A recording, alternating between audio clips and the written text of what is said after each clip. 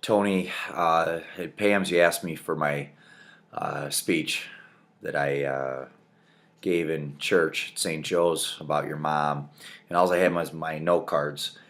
So I thought I'd try and do it one more time. Um, so here goes. When Tony texted me at 5 a.m. last week and let me know that mom had passed, I almost immediately had a vision of Papa. And Papa was running back out through the gates of heaven.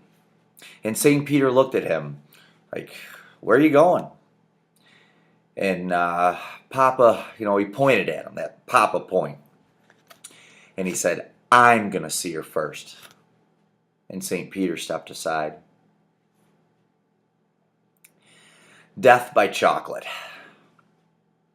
Every Christmas Eve, we would all spend it with our own parents, and we would eat and drink, but we'd make the rounds to everybody else's houses. But in the end of the evening, me and my brothers would end up at the Santoros. And, you would walk in and it was filled with people and food and wine and laughter. And, before you got a Merry Christmas, before you got a hug, I'd hear across the room, I'd hear Mama say, "Scotty, I made my death by chocolate." And she wasn't asking if you were going to have some. You were going to have some. And I don't know what it was made out of. Chocolate mousse, brownies, chocolate cake, whipped cream. I'm sure there was Kahlua in it. It was so good because it was made with love. And Mama was such a good cook. Their house was always open to us. Why Mom let a bunch of high school boys and college guys stay in a house when they weren't there, I will never know. But apparently they trusted us. And we respected them. And feared Papa just a little. How many nights, a Friday night, a Saturday night, days during the summer, I spent up there just watching a movie with Mom or with Papa, or all three of us, or there was a combination of the gang, or we would be coming home from something we were doing to the Santoro's house, and there'd be people there. There'd be our gang there.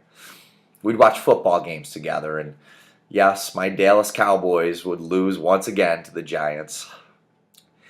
And God forbid if there was an SU basketball game on, because you knew that Syracuse would have the lead. You know that Jim Boeheim would slow the game down, and Mama would get so mad at him. That I know when Jim Boeheim passes away, that Mama will be running back through the gates of heaven, telling St. Peter, "I'm going to see him first."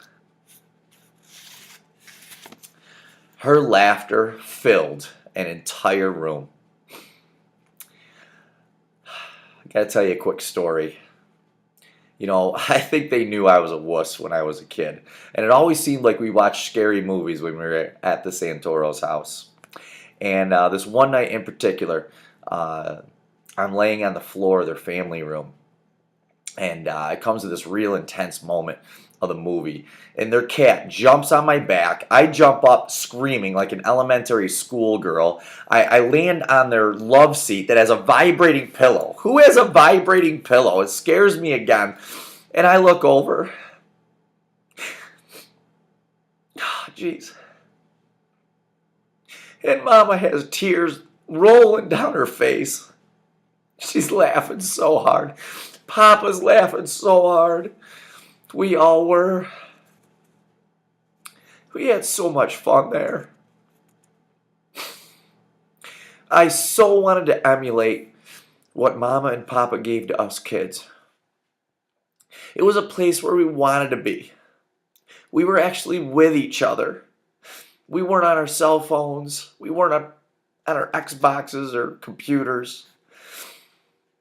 We were talking and laughing and sharing life. I always hoped that my house would be that for my son Jack. But I know that I will forever fall short of what Mom and Papa gave us. Mom and Papa did not have a lot. They were not rich, but it wasn't the tangible things in this life that they cared much about. They had love, and anyone who knew them could clearly see it. And they had lots of family and lots of friends, and they had faith. They had faith in us, and they had faith in God. Ah, what we have lost, heaven has gained.